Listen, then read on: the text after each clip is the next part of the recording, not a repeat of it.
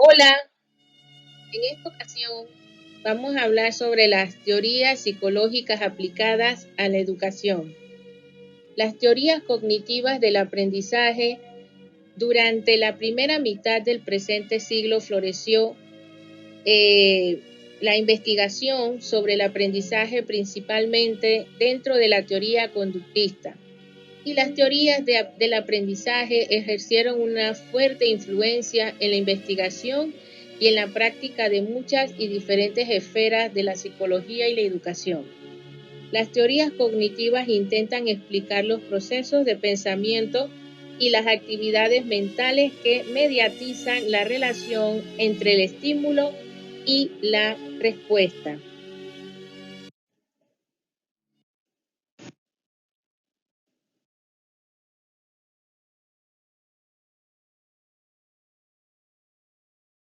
En cuanto a los orígenes de la psicología cognitiva, tenemos la psicología de la Gestalt.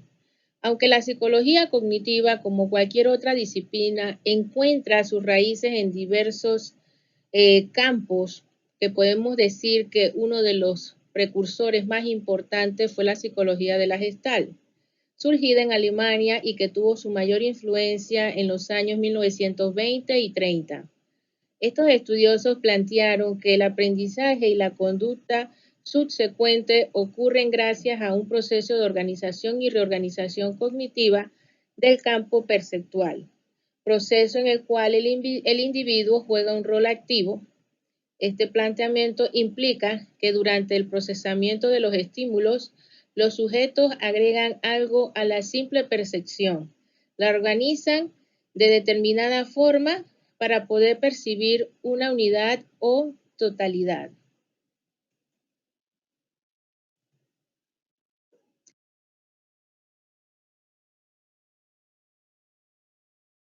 La psicología cognitiva.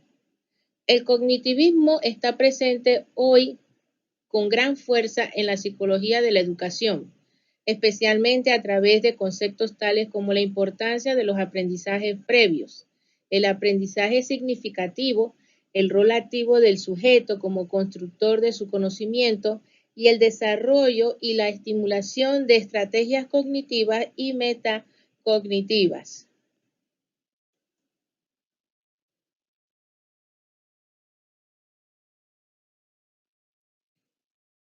En cuanto a las teorías cognitivas del aprendizaje, podemos mencionar con propiedad a Jean Piaget, el cual fue un biólogo y psicólogo sueco que estudió los mecanismos básicos del desarrollo cognitivo, llegando a plantear la llamada teoría genética, la cual a partir de los principios constructivistas plantea que el conocimiento no se adquiere solamente por interiorización del entorno social, sino que predomina la construcción.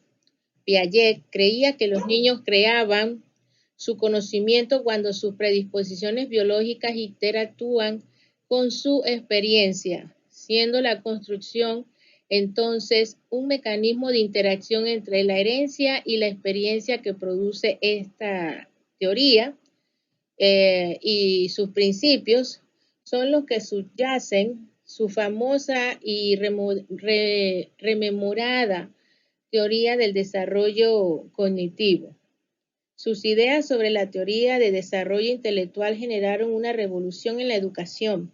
Fue una teoría psicológica con un fuerte impacto en la práctica educativa, generando la modificación y revisión del currículum en muchos sistemas educativos.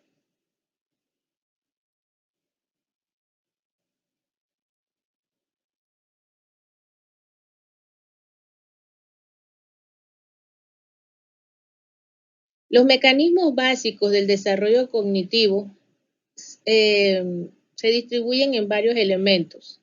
La adaptación e inteligencia, que según Piaget, en 1956, dijo que la inteligencia consistiría en la capacidad de mantener una constante adaptación de los esquemas del sujeto al mundo en que se desenvuelve. Él entiende los esquemas como aquellas unidades fundamentales de la cognición humana, que consisten en representaciones del mundo que rodea al sujeto construidos por este, y el esquema viene a ser esa unidad invisible entre el sujeto y el objeto. La asimilación es el proceso que consiste en incorporar nueva información en un esquema persistente adecuado para integrarla, o sea, comprenderla. Esto significa que cuando un sujeto se enfrenta con una situación nueva, él tratará de manejarla de acuerdo a los esquemas que ya posee y que parezcan apropiados para esa situación. Como resultado de esto, el esquema no sufre un cambio sustancial en su naturaleza, sino que se amplía para aplicarse a nuevas situaciones. La acomodación. Al contrario de la asimilación, la acomodación produce cambios esenciales en el esquema. Este proceso ocurre cuando un esquema se modifica para poder incorporar información nueva, que sería incomprensible con los esquemas anteriores. En el caso anterior, podría suceder que usted desarrolle un nuevo esquema, por ejemplo, algo similar al concepto de una fábula, y para entender el texto, ya que no satisface el comprenderlo como un cuento infantil. En este caso, la acomodación de su cognición a la situación ha generado un nuevo esquema. En cuanto a la equilibración, otro punto interesante de los planteamientos de Piaget con respecto al desarrollo y el aprendizaje concierne al mecanismo que impulsa estos.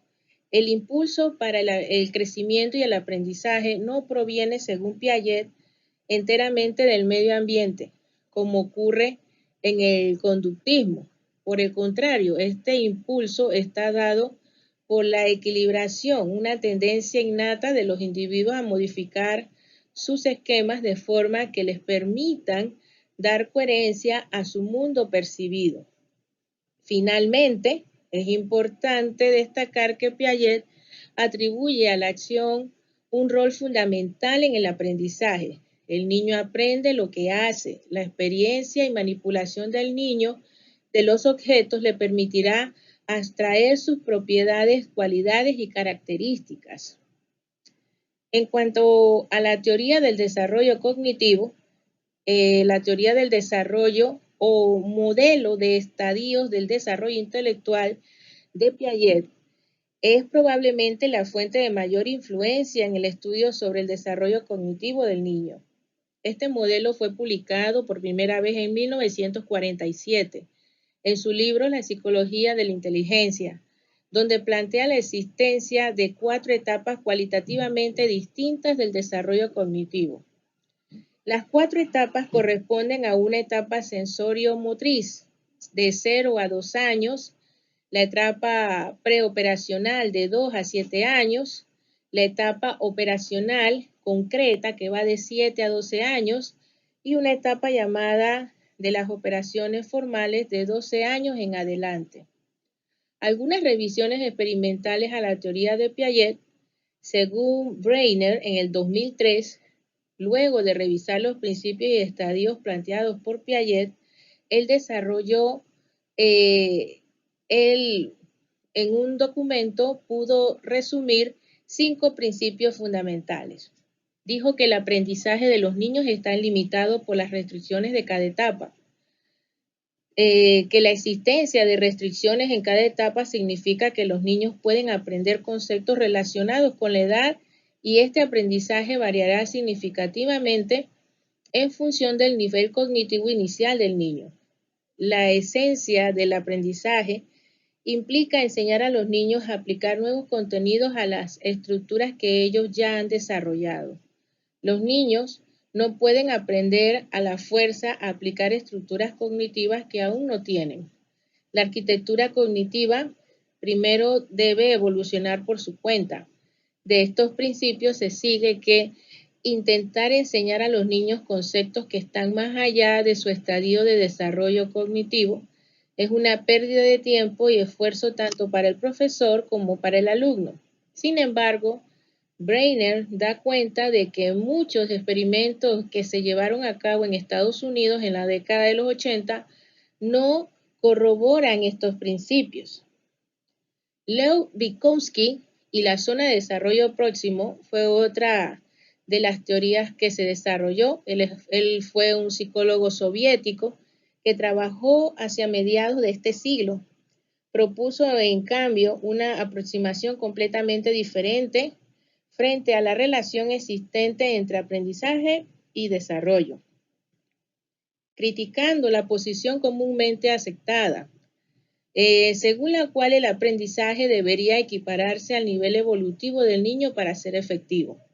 Quienes sostienen esta posición consideran, por ejemplo, que la enseñanza de la lectura, escritura y aritmética debe iniciarse en una etapa determinada. Sin embargo, observa Vygotsky que no podemos limitarnos simplemente a determinar los niveles evolutivos si queremos descubrir las relaciones reales del desarrollo con el aprendizaje. El autor plantea una relación donde ambos se influyen mutuamente. Esta concepción se basa en el constructor de zona de desarrollo próximo propuesto por Vygotsky.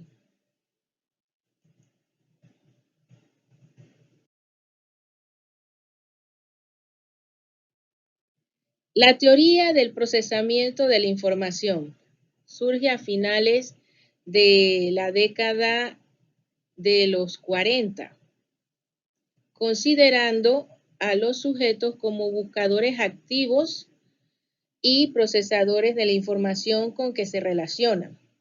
Los procesos fundamentales involucrados en este modelo son la atención, que actúa como filtro de registro sensorial, la percepción, su función que da significado al estímulo comparando la información de entrada con la conocida, la codificación, que viene a ser el proceso para que la información llegue a la memoria a largo plazo, ya sea a través de la elaboración de la información, el sentido que se le otorga o el vínculo que establece con otra información.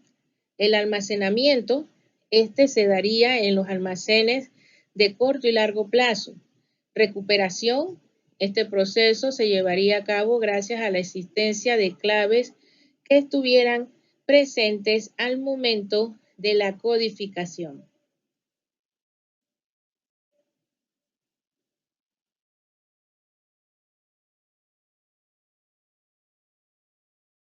El modelo de los niveles de procesamiento.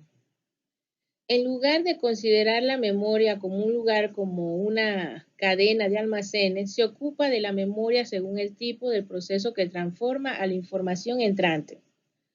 Supone que existen distintos modos de procesar la información. Uno es físico, otro acústico y el nivel más profundo es el semántico. No es necesario procesar la información con todas las modalidades, sino que se procesa con lo preciso para que el sujeto pueda recibir la información del estímulo. El modelo del nivel de activación supone que no existen estructuras diferenciables en la memoria, sino que es una sola memoria con diferentes estados de activación. La información puede estar en un estado activo, pudiendo accederse a ella con rapidez, o en un estado inactivo.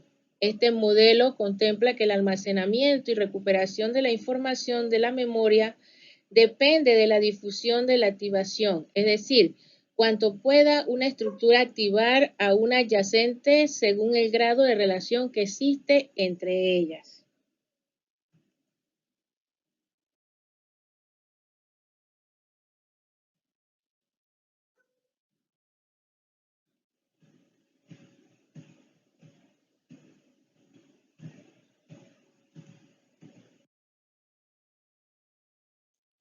Brunner y el aprendizaje por descubrimiento.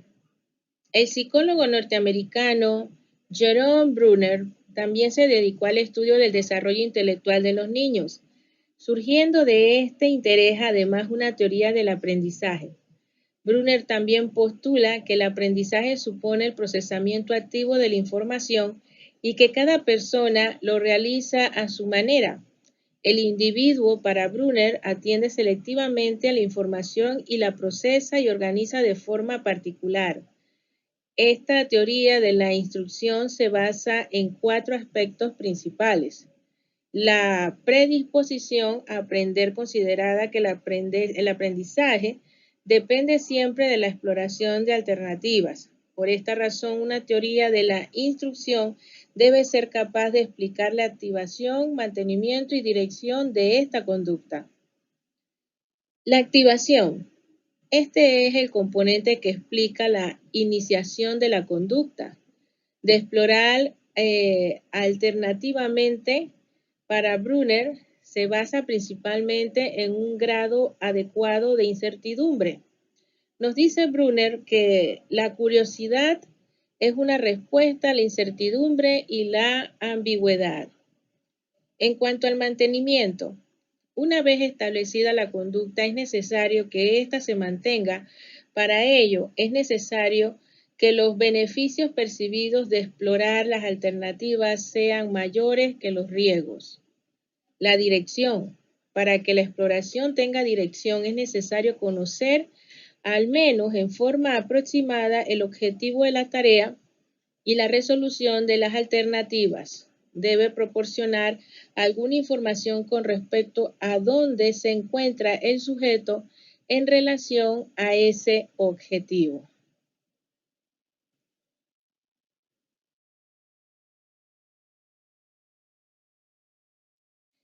La estructura y forma del conocimiento. Este conocimiento debe ser representado de forma lo suficientemente simple para que un alumno determinado pueda comprenderlo. La forma adecuada del conocimiento depende de 3 factores: modo de representación, economía y poder.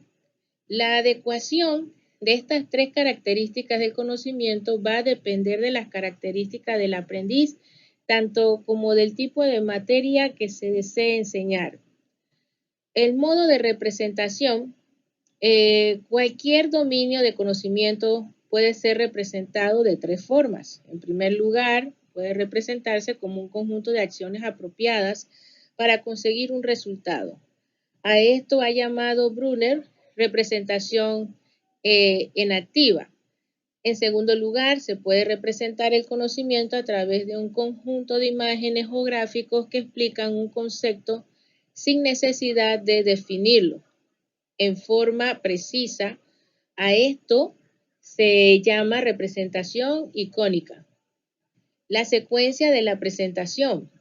Las instrucciones consisten en guiar al estudiante a través de una secuencia de afirmaciones acerca de un problema o cuerpo de conocimiento de manera de aumentar su habilidad para comprender, transformar y transferir lo que está aprendiendo. Las formas y frecuencias del refuerzo del aprendizaje dependen en gran parte de que el alumno constate los resultados en un momento y lugar que le permitan corregir su desempeño. La utilidad del refuerzo, o sea, el conocimiento de los resultados, depende de 3 aspectos: el momento en que se entrega la información, la actividad de resolución de los problemas. Puede entenderse como un ciclo compuesto por varios pasos con sus subobjetivos. Las condiciones del alumno, es la capacidad de los alumnos de utilizar la retroalimentación, varía en función de sus estados internos. Es sabido que la información es de escasa utilidad durante los estados de fuerte ansiedad. También forma en que se entrega. Para que la información sea utilizada adecuadamente, es necesario que el alumno pueda traducirla en su forma de enfrentar los problemas. Por ejemplo, para poder tener una idea más clara de esto, es que si el alumno está aprendiendo a realizar una tarea motriz, tal vez sea más apropiado hacerle una demostración que decirle en palabras lo que hizo mal y cómo debe hacerlo bien.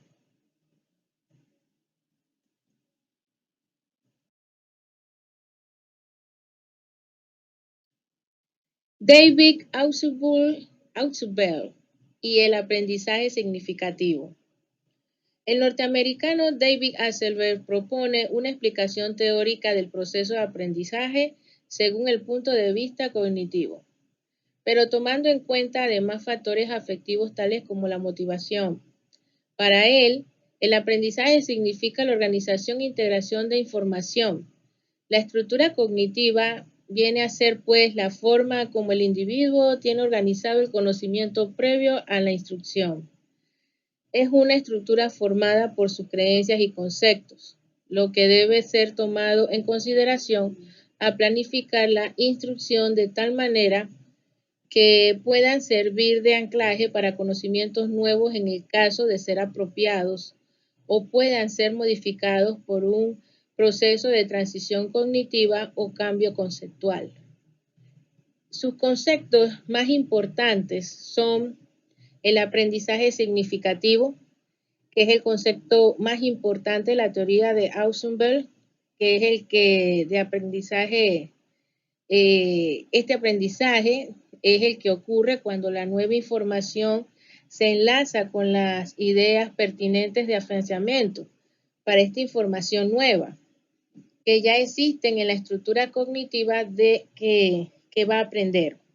Los tipos de aprendizaje significativos de Ausubel distinguen tres tipos de aprendizajes: representacional, de conceptos y proporcional. El aprendizaje representacional es el tipo básico de aprendizaje significativo del cual dependen los demás. En él se le asignan significados a determinados signos, típicamente palabras. En cuanto a la asimilación, es el proceso mediante el cual la nueva información se enlaza con los conceptos pertinentes que existen en la estructura cognitiva del alumno. Es un proceso dinámico en el cual tanto la nueva información como el concepto que existe en la estructura cognitiva resultan alterados de alguna forma. Ausubel simboliza el proceso en la siguiente forma. Podemos observar aquí en el PPT una fórmula que consiste en lo siguiente. Aquí la A viene a significar el concepto existente modificado en la estructura cognitiva del aprendizaje, más A minúscula, información nueva en la estructura aprendida. ¿Qué es lo que me va a dar? A mayúscula, comilla, A minúscula, comilla, y eso viene a ser el concepto que va a ser cognoscitivo. Este concepto existente es la información nueva, conceptos modificados en la que la estructura que va a ser estructura cognitiva aprendida cognitiva del aprendiz. Por lo tanto, la asimilación es un proceso que ocurre cuando un concepto o proposición A potencialmente significativo es asimilado a una idea o concepto más inclusivo, ya existente en la estructura cognoscitiva, hay que decir las cosas correctamente, del alumno, ya sea como un ejemplo, una extensión, una elaboración o una calificación del mismo. El aprendizaje subordinado, supraordinado y combinatorio. El proceso según el cual una nueva información adquiere significado a través de la interacción con los conceptos integradores refleja una relación de subordinación del nuevo material en relación con la estructura cognitiva previa. A este tipo de aprendizaje se le llama subordinado, pero también es posible que la información nueva a ser aprendida sea de mayor exclusividad con conceptos integradores A1, A2, A3, ya establecidos en la estructura cognoscitiva del individuo y que al interactuar con ellos los asimila. Estas ideas son identificadas como instancias específicas de una nueva idea supraordinada A, definida por un nuevo conjunto de atributos esenciales que abarcan ideas específicas a este tipo de aprendizaje. Se le llama supraordinado. Como hemos visto, hay muchas teorías sobre el aprendizaje cognitivo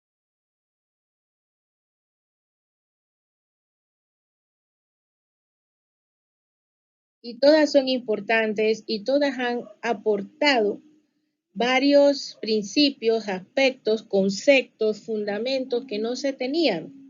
Y estos han marcado gran relevancia en el desarrollo del aprendizaje, tanto así que los sistemas educativos los cambiaron. Y actualmente todavía seguimos asimilando, procesando estas teorías y adaptándolas a los diferentes tipos de sistemas de acuerdo a la evolución que está teniendo la sociedad. Así que, bueno, ha sido un placer, un gusto haber compartido estos momentitos cortos con ustedes. Espero que les haya gustado la charla. Y bueno, nos vemos hasta la próxima. Bye bye.